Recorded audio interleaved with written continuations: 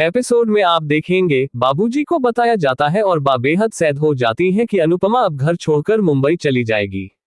तभी अनुपमा पुलिस वालों को देखती है और कहती है, आप लोग धूप में भूखे प्यासे खड़े होकर हमारी रक्षा करते हो। हम त्योहार शांति से मनाते हैं, इसकी वजह आप हो। हम आपके बहुत आभारी हैं। अनुपमा प्यार से कहती है, हमारा घर पास ही है, पानी खाना चाहिए तो जरूर आइएगा। पुलिस वाले मुस्कुराकर कहते हैं, जरूरत पड़ी तो जरूर आएंगे।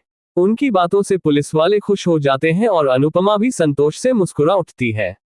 अब बप्पा का विसर्जन होने वाला है।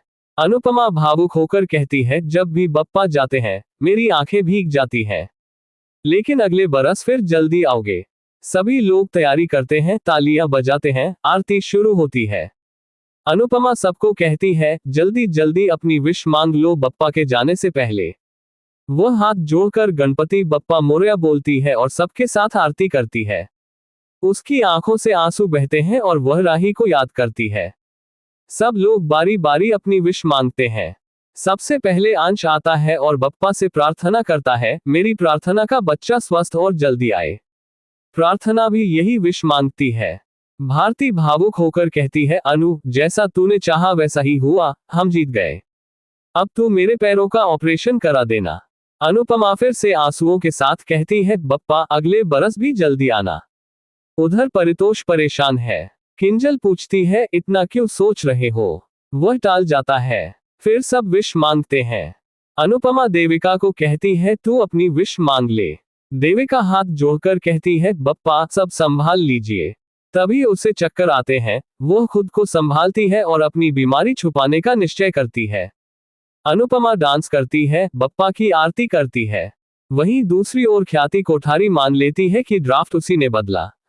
पराग हैरान रह जाते हैं। राही गुस्से में कहती है, आपने बहुत गलत किया मम्मी, अनु गिर सकती थी। राजा परी भी कहते हैं, हम माफ नहीं करेंगे।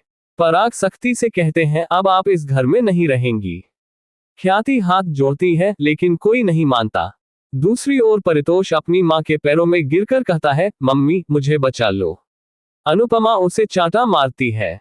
वह बताता है, मैंने रेस में पैसे लगाए थे और हार गया। सब मुझे मार देंगे। अनुपमा गुस्से में कहती है, तू नहीं सुधरेगा। परितोष कहता है, मां, गौतम ने आपको कमरे में बंद कराया था, मेरे पास सबूत है। वह वीडियो दिखाता है जिसमें गौतम कहता है, इस औरत को कमरे में बंद कर दो। सब हैरान रह जाते हैं। अनुपमा चीख कर कहती है, तूने मुझे बचाया क्यों नहीं?